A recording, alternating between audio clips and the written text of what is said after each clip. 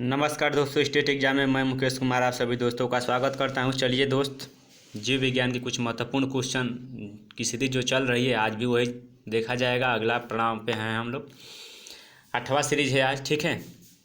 चलिए समय को बर्बाद न करते हुए पहला क्वेश्चन देखते हैं क्या है। जब हम बकरी या भेड़ का मांस खाते हैं तब हम क्या होते हैं।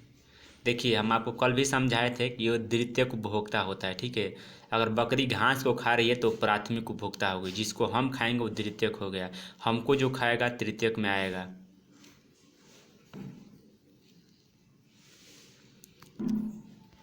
निम्न में से कौन आहार श्रृंखला का निर्माण करते हैं। आहार श्रृंखला देखिए, घास, गेहूं तथा आम, घास, बकरी तथा मानव। इतने में तो आप लोग समझ ही गए होंगे कि घास को बकरी खाएगी या बकरी को हम खाएंगे। हम नहीं, मतलब जो खाते हैं उसकी बात करते हैं। भोजन, प्रकाश और स्थान की प्रतिस्पर्धा कहाँ पर सबसे अधिक गंभीर है। भोजन, प्रकाश और स्थान कहाँ पे है। देखिए, एक ही क्षेत्र में या नीचे में पैदा होने वाली निकट संबंधित प्रजातियां घटती उत्पादनशीलता के क्रम में पारिस्थितिकी तंत्र में निम्नलिखित में से कौन सा क्रम सही है। ऑप्शन आपके सामने है, देखिए ऑप्शन नंबर सी हो जाएगा इसके। देखिए, मैग्रोव, फिर घास, फिर मैदान, माने घास का मैदान, फिर झील, फिर सागर, ठीक। निम्नलिखित में से किस कार्य से पारिस्थितिकी संतुलन बिगड़ता है। ऑप्शन आपके सामने है, तो किससे होगा। आप देखिए, पेड़ पौधे काट देंगे तो नहीं होगा, तो ये लकड़ी काटने से, ठीक। भारत में पारिस्थितिकी असंतुलन का निम्नलिखित में से कौन सा एक प्रमुख कारण है। देख लीजिए, वन उन्मूलन, बाढ़ एवं अकाल, मरुस्थलीकरण, वर्षा की परिवर्तन। ऑप्शन आपके सामने है। वन उन्मूलन का मतलब होता है पेड़ों का काटना।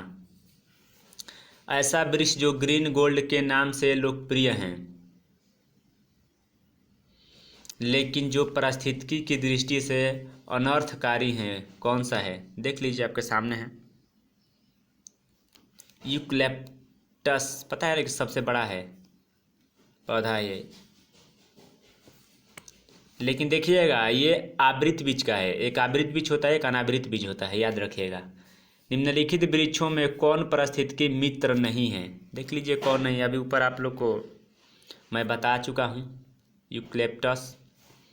निम्नलिखित में से किस विकल्प का अर्थ प्राकृतिक या कृत्रिम रूप से जंगलों की पुनः स्थापना है। ऑप्शन आपके सामने है। देखिए, रिफॉरेस्टेशन, मतलब इसका मतलब होता है कि दोबारा लगाना, ठीक। दोबारा लगाना किसी चीज़ को, जो उजड़ी हुई बिगड़ी हुई चीज़ को दोबारा बनाना, ठीक है। होता है ना रिसाइकिल बिन, उसी तरह। सौर ऊर्जा का अधिकतम स्थिरीकरण किसके द्वारा किया जाता है। ऑप्शन आपके सामने है, देख सकते हैं, ठीक है। हरे पादप। अधिकतम ऑक्सीजन किससे उपलब्ध होती है। हरे जंगल से,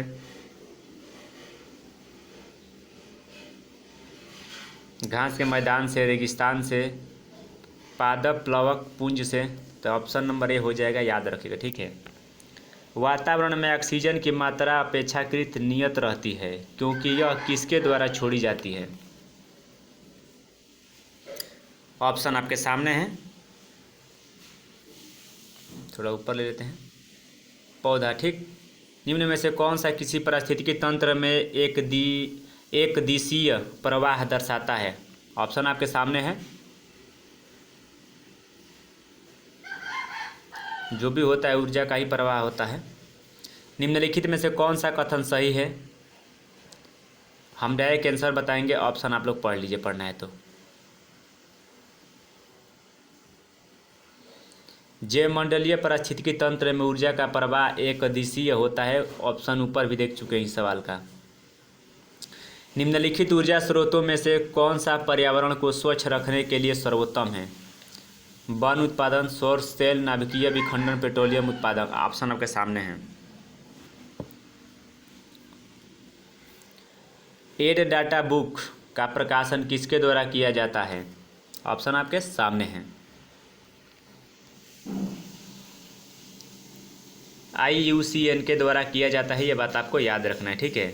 लुप्त प्राय या दुर्लभ प्रजातियों की सुरक्षा एवं संरक्षण के लिए उन्हें उनके प्राकृतिक निवास से किसी दूसरे व्यवस्था क्षेत्र में ले जाने को कहते हैं।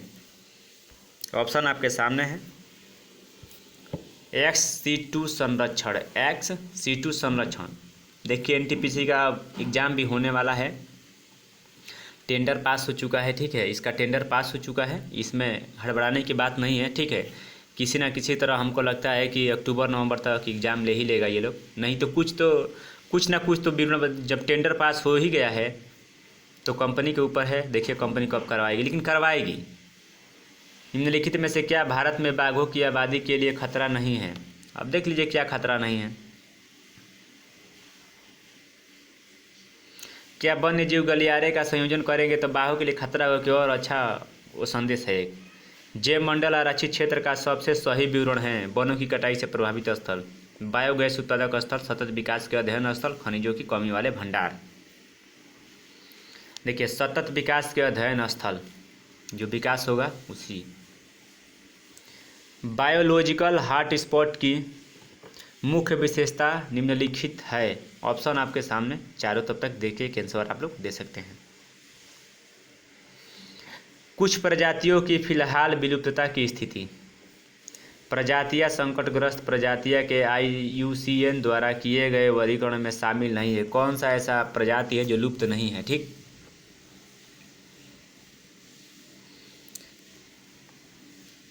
Option B. इकोटोन का अर्थ क्या होता है? तो इकोटोन का अर्थ जो होता है जहां दो बायोमास मिलते हैं। Option A.